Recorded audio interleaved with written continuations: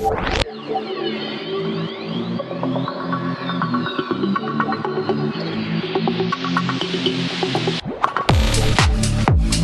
everybody, welcome back to the channel. Thank you so much once again joining me for tea time. Today we have a little bit of misty morning and focus combination. That bergamot, I love it. I love it, guys. I hope you are joining me with your cup of tea, possibly a cup of coffee, or maybe something harder, as I always say. Today, this video is going to be the ultimate guide to buying as well as building your very own Cat 5, Cat 6, or even Cat 8 networking cable. Today, we're not only going to go over what to look for when buying network cable, but also I'm going to give you a step-by-step how to make your own network cable quickly, easily, and affordably. So what are we going to cover in this video? Number one, why should I make my own network cables? Number two, what are the speed differences between Cat 5e, Cat 6, and Cat 8 cable? Number three, which category network cable should I buy and why? Number four, are all cables created equal?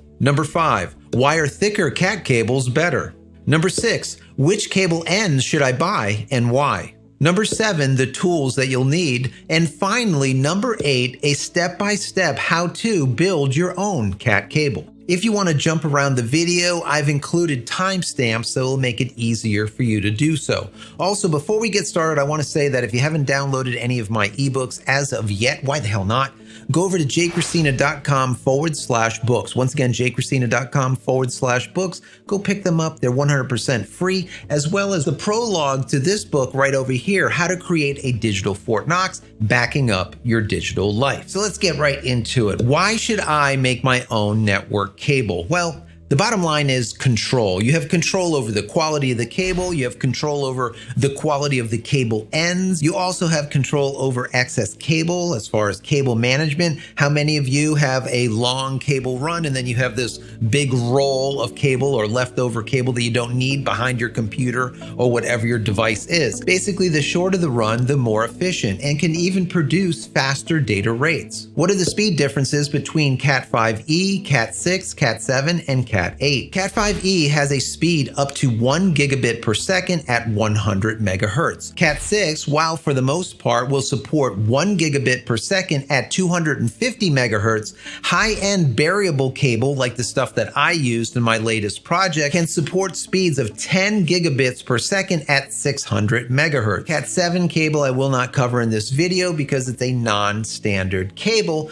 But if you need to go faster than Cat 6, it's my recommendation just to go straight up to Cat 8 because it is a standard cable. Now, Cat 8 can support speeds from 25 up to 40 gigabits per second at 2000 megahertz. Now, that is fast. Which category network cable should I buy and why? Choosing the right network cable is very important and should be based on a few factors. Number one, what is the speed of the connection that you require?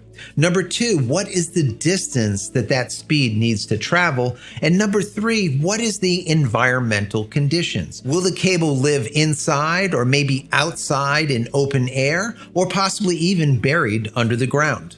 Are all cables created equal? The short answer to that question is absolutely not. As indicated before, there are cables that are created for inside use, outside use, and also to be buried under the ground. And each of them have different attributes which make them better suited for their purpose. From UV resistant to water resistant to internal backbones for added rigidity, even gel filled for even more water resistance, and much more. There are specific attributes that you may require for your project. Now, in the US, wire is measured in AWG, which is American Wire Gauge, and represents the thickness of the wire. Cat 5e and Cat 6, as well as Cat 8, all come in various thicknesses, anywhere from 30 gauge to 26 to 24, 23, and even 22 gauge, or AWG. Now, when it comes to wire gauge, smaller is actually larger, meaning that 22 AWG or 22 gauge is thicker than 26 gauge, for example. Now, don't be fooled by the cheap cables that you see online, no matter what the category is that they claim. So if they say it's a Cat 6 and the cable is basically 30 gauge, well, that's going to be cheaper cable than Cat 6 cable that is 23 gauge. Obviously, 23 gauge is a thicker wire, which would be more expensive. Why are thicker cat cables better? Well, the short answer to that question is simply SNR, signal to noise ratio.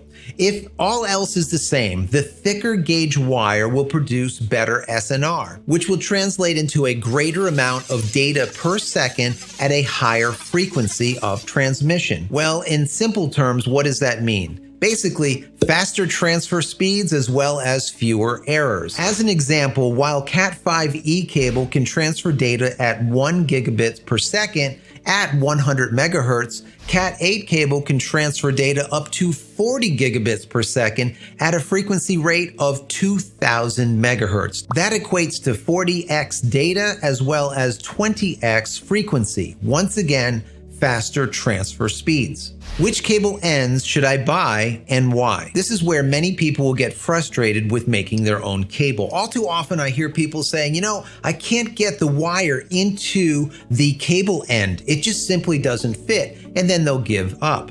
9 times out of 10, I found that it was simply that they purchased the wrong cable end. As we just discussed, all cat cable comes in different qualities as well as grades, and most importantly, thickness of the internal wire. So you vary from 30 gauge all the way to 22 gauge. That is extremely thin to very thick. Now, cable ends are all rated for a maximum gauge cable, meaning if you purchase a really great Cat6 cable that is 23 AWG, 23 gauge, and then you purchase some Cat6 listed cable ends that are actually only rated for 26 or 28 gauge cable, well, you'll spend hours upon hours trying to figure out why you can't insert these cables into the ends. Once again, getting frustrated and possibly throwing in the towel. Bear in mind, some companies label the cable ends by the maximum AWG or the maximum gauge, whereas others just simply tell you what is the diameter of the holes inside of the ends, anywhere from 0.90 up to 1.3 millimeters in diameter. The bottom line here is that the gauge of the wire needs to be thinner than the diameter of the holes in the cable ends. It's not rocket science, right guys? It's not rocket science. Now there are a couple of styles of cat cable ends, and one of these styles will save your bacon. Now number one is a standard cat cable end, which basically forces you to push the wires into the cable end and then crimp to secure the wire, and there's very little way to ensure that you didn't have any type of crossing of your wires when you inserted them. Second style is a pass-through style of cat cable ends. This allows you to take the wires that you insert and push them all the way through the front side of the connector. What's great about this is now you're able to inspect the pattern of those wires so you can ensure that the pattern is correct before you crimp and then cut off the excess. I suggest always using pass-through style cable ends. It'll just simply make your life less miserable. There are many tools that you can purchase to make the process easy, but all that you really need is a set of wire cutters, wire strippers, and a wire crimping tool. I would also suggest that you pick up a wire tester to take the guesswork out of the process. In the description below this video, I'm going to place a link to a really affordable kit that I found on Amazon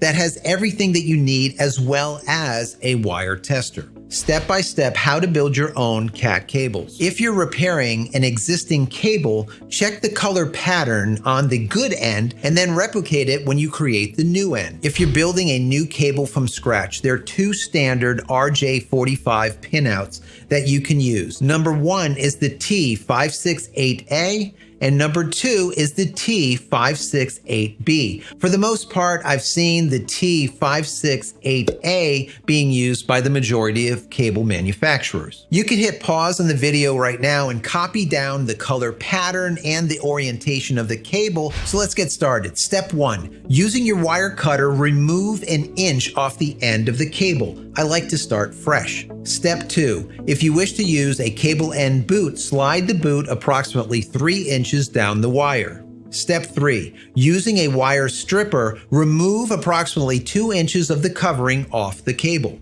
Warning, Your cable stripper should cut the wire casing in one circular motion. Do not go around the cable multiple times, as you may nick or completely cut one of the wires. Step 4. Depending on the cable used, you'll need to remove the foil shielding, cutting string, ground, and any other internal coverings to expose the 4 pairs of copper wires. Step 5. Untwist all wires, making sure to inspect the cut location for any nicks. If you find any, go back to step 1. If you're using a cable with a built-in backbone, with your wire cutter, cut this back to the bottom of your exposed wires. Step 6. Straighten the wires and place them side by side in the desired pattern. Once again, I recommend the T568A pattern. Step 7. Push the wires through the pass-through cable end and pull the wires out 3/4 of an inch. Here's a pro tip for you. You can use a pair of pliers to make pulling the wires out easier. Step 8. Squeeze the cable end inside your crimp tool to lock the wires in place. Step 9. Slide the cable end boot cover over the cable end. Step 10. Using your wire cutter, remove the excess wires coming out of the front of your cable end. Now, it is optional, but I recommend a step 11 where you use the cable tester that you have to test the cable to make sure that all of the wires internal to the cables are connected properly. So as I said before, in the description below this video, I'm going to add my Amazon link to the very best Cat 5e, Cat 6, as well as Cat 8 cable that I have found. The most affordable and the best. The best AWG, the best gauge, the best internals, and I'll also add a link to that really affordable toolkit that I found that will make this process really quick and easy for you. So if you've gotten some value out of this video, I would really appreciate a thumbs up for all of my hard work. Also, subscribe to the channel for more videos like this. Click this little bell icon over here so when I go live or when a new video comes out, you will be notified of it immediately.